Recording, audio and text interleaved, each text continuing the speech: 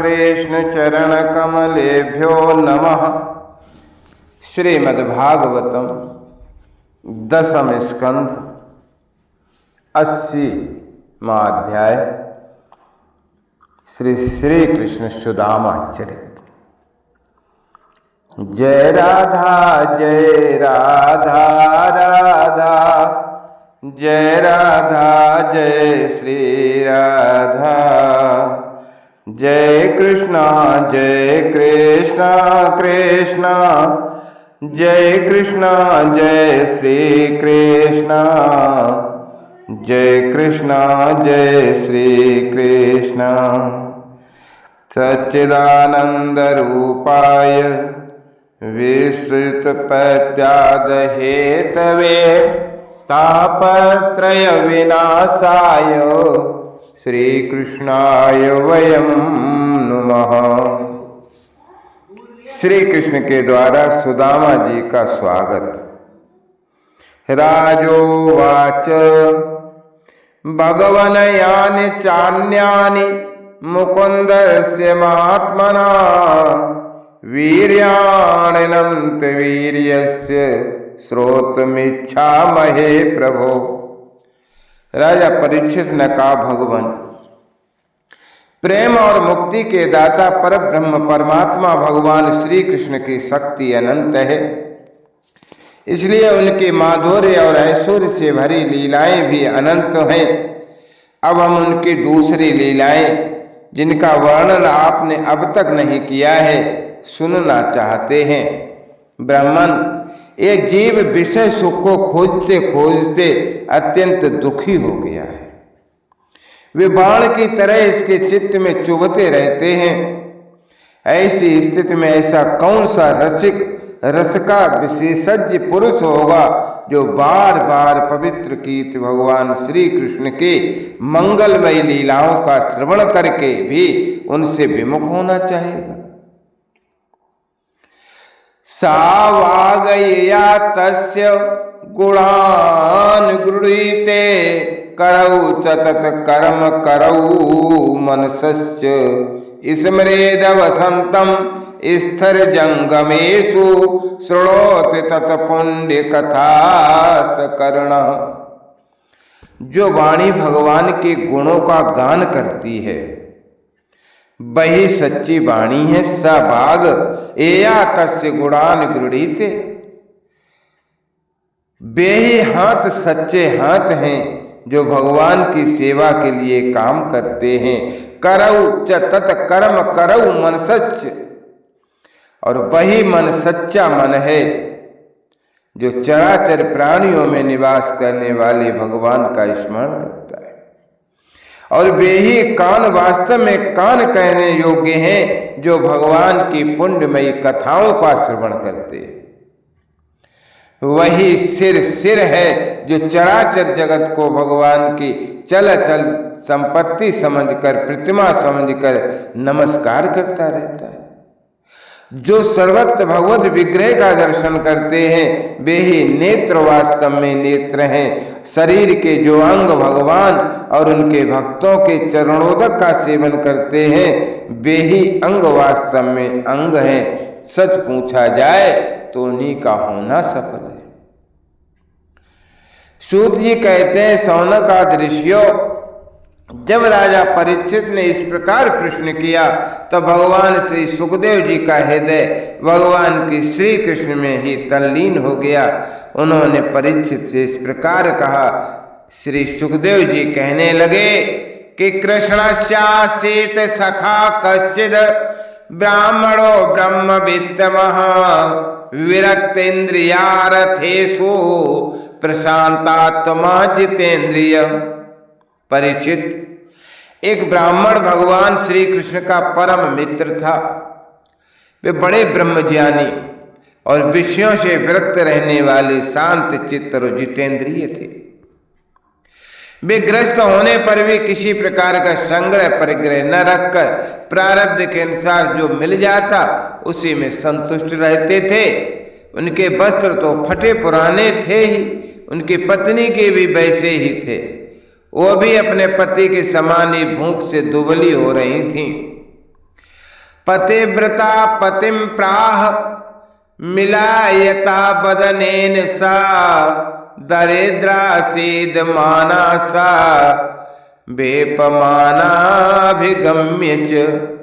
एक दिन दरिद्रता की प्रतिमूर्ति दुखनी पतिव्रता भूख के मारे कांपती हुई अपने पति के पास गई और मुरझाए हुए मुंह से बोली, ननु ब्रह्मन भगवता सखा साक्षात् श्रियापते ब्रह्मण्डस्य शरण्यस्य भगवान सातुत ऋषभ।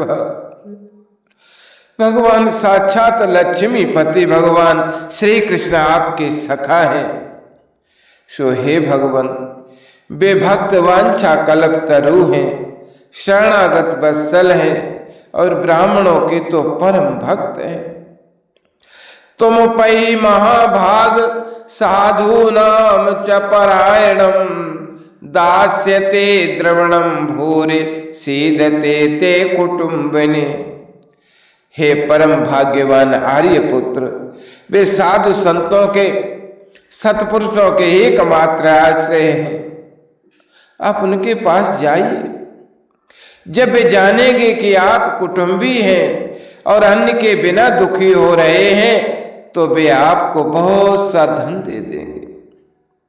आजकल वे भोज, वृषणी और अंधक वंशी आत्माओं के स्वामी के रूप में द्वारिका में निवास कर रहे हैं और इतने उदार हैं कि जो उनके चरण कमलों का स्मरण करते हैं उन प्रेमी भक्तों को वे अपने आप तक का दान कर डालते हैं।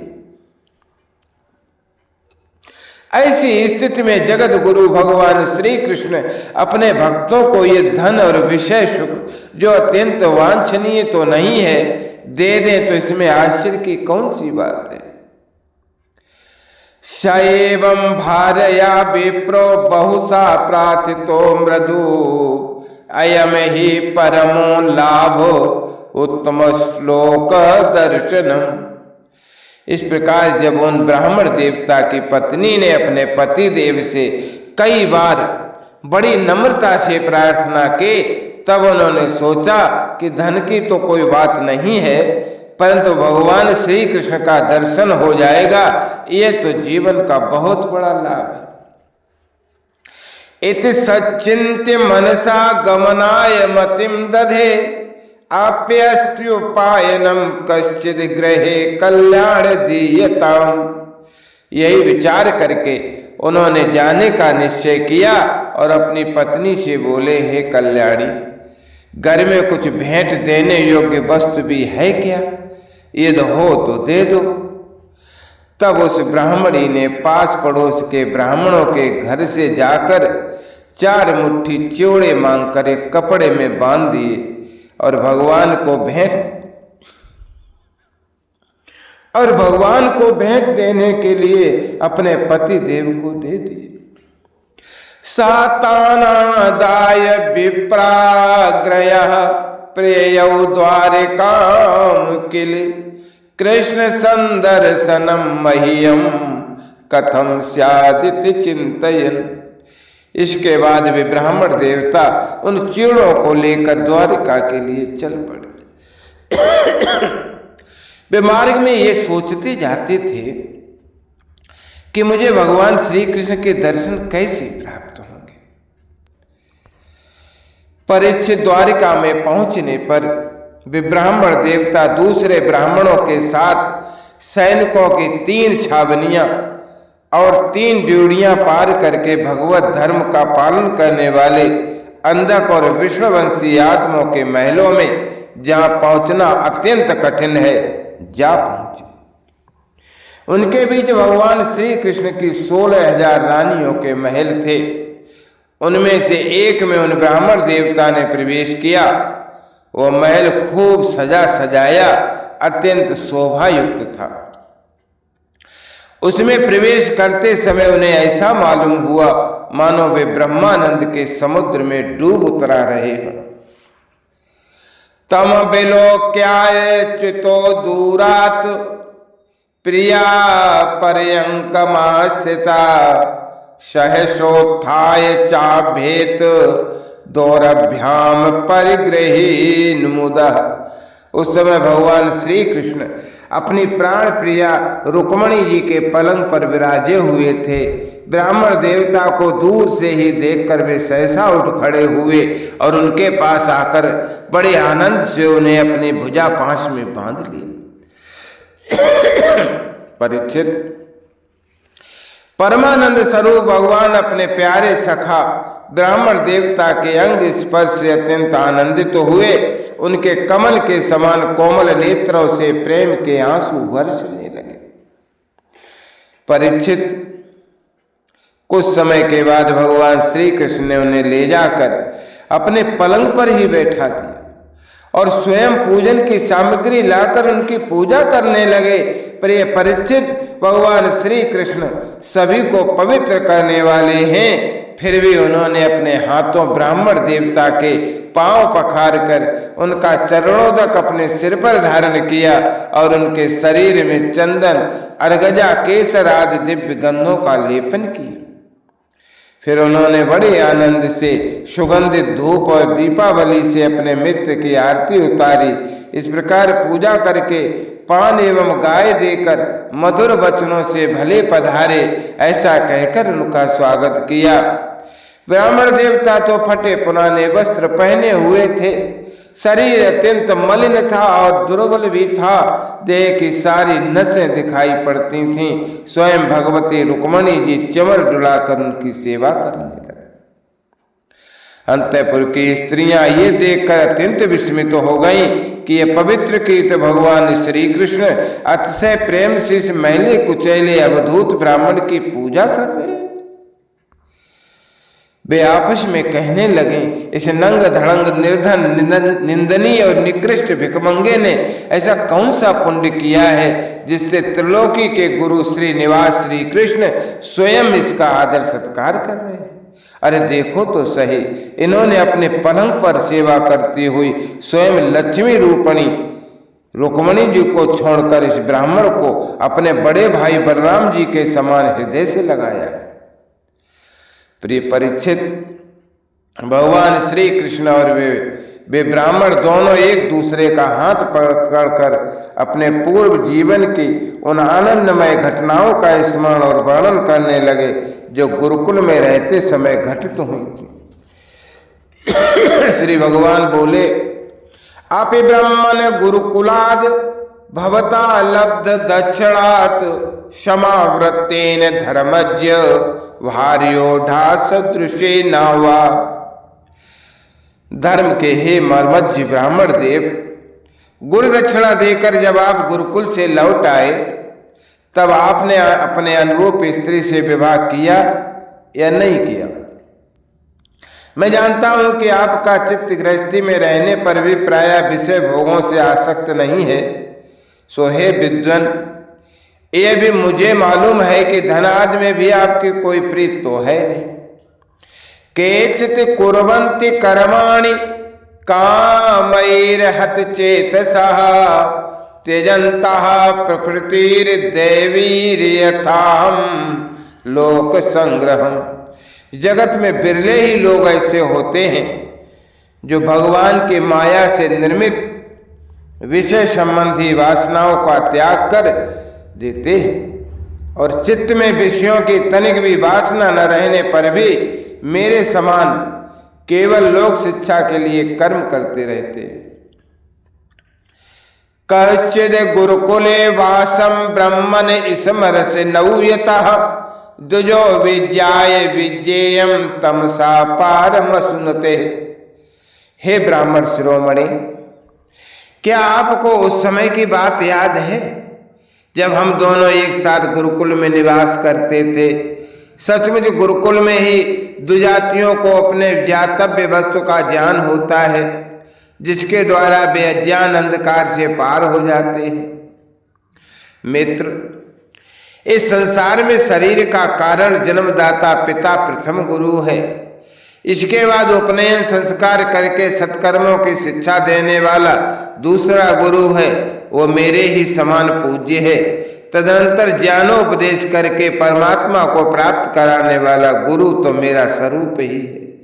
वर्ण आश्रमियों के ये 3 गुरु होते हैं। मेरे प्यारे मित्र, गुरु के स्वरूप में मैं स्वयं मैं हूँ। इस जगत में वर्ण आश्रमियों में जो लोग अपने गुरुदेव के उपदेशानुसार अनायास ही भवसागर पार कर लेते हैं, वे अपने स्वार्थ और परमार्थ के सच्चे जानकार हैं। हे प्रिय मित्र, मैं सबका आत्मा हूँ, सबके हृदय में अंतर्यामी रूप से विराजमान हूँ। मैं गृहस्थ के धर्म, पंच महायज्ञ आदि से, ब्रह्मचारी के धर्म, उपनयन, वेदाध्ययन आदि से, वानप्रस्थी के धर्म, तपस्या से और सब ओर से उपरत हो जाना, इस सन्यासी के धर्म से भी उतना संतुष्ट नहीं होता जितना गुरुदेव की सेवा शुश्रूषा से संतुष्ट होता हूं। सो हे ब्राह्मण, जिस समय हम लोग गुरुकुल में निवास कर रहे थे, उस समय की वो बात आपको तो याद होगी, जब हम दोनों एक दिन हमारी गुरुपत्नी ने ईंधन लाने के लिए जंगल में भेजा था। उस समय हम लोग एक घोर जंगल में गए हुए थे और बिना ऋतु के ही बड़ा भयंकर आंधी पानी आ गया था। आकाश में बिजली कड़कने लगी थी। तब तक सूर्यास्त हो गया, चारों ओर अंधेरा ही अंधेरा फैल गया। धरती पर इस प्रकार पानी ही पानी हो गया कि कहाँ गड्ढा है, कहाँ किनारा है, इसका पता ही न चलता था। वो वर्षा क्या थी, एक छोटा मोटा प्रलय ही था। आंधी के झटकों और वर्षा की बौछारों से हम लोगों को बड़ी पीड़ा हुई। दिशा का ज्ञान न रहा। हम लोग अत्यंत आतुर हो गए और एक दूसरे का हाथ पकड़कर जंगल में इधर उधर भटकते रहे। जब हमारे गुरुदेव सांदीपन मुनि को इस बात का पता चला, तब वे सूर्योदय होने पर अपने शिष्यों के साथ हम लोगों को ढूंढते हुए जंगल में पहुंचे और उन्होंने देखा कि हम अत्यंत आतुर हो रहे हैं। वे कहने लगे, आश्चर्य है पुत्रों, तुम लोगों ने हमारे लिए इतना कष्ट उठाया। सभी प्राणियों को अपना शरीर सबसे अधिक प्रिय होता है, परंतु तुम दोनों उसकी भी परवाह न करके हमारी सेवा में ही संलग्न रहे। गुरु के ऋण से मुक्त होने के लिए सत शिष्यों का इतना ही कर्तव्य है कि वे विशुद्ध भाव से अपना सब कुछ और शरीर भी श्री गुरुदेव की सेवा में समर्पित कर दें। तुष्टो हम भो द्विजश्रेष्ठा सत्या संतु मनोरथा छंदा से यात यामानी भवंतु ही परत्र च। हे द्विज शिरोमणियों, मैं तुम लोगों से अत्यंत प्रसन्न हूँ।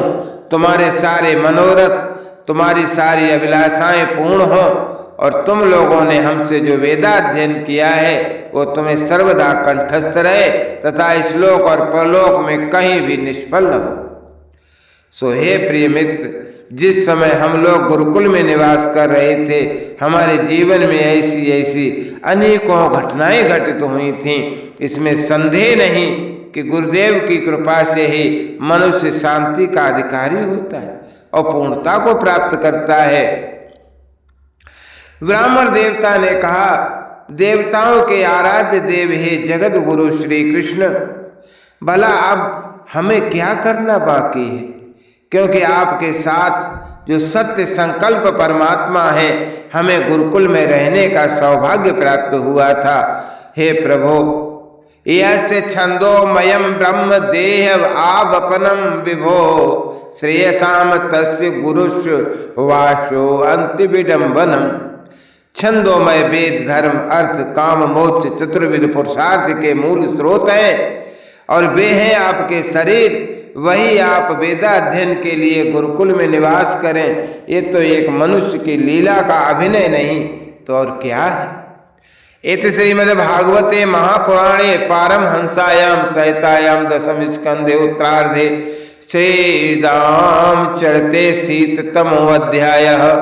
जय राधा राधा, जय राधा जय श्री राधा। जय कृष्णा कृष्णा जय कृष्णा जय श्री कृष्णा, जय कृष्णा जय श्री कृष्णा, जय कृष्णा जय श्री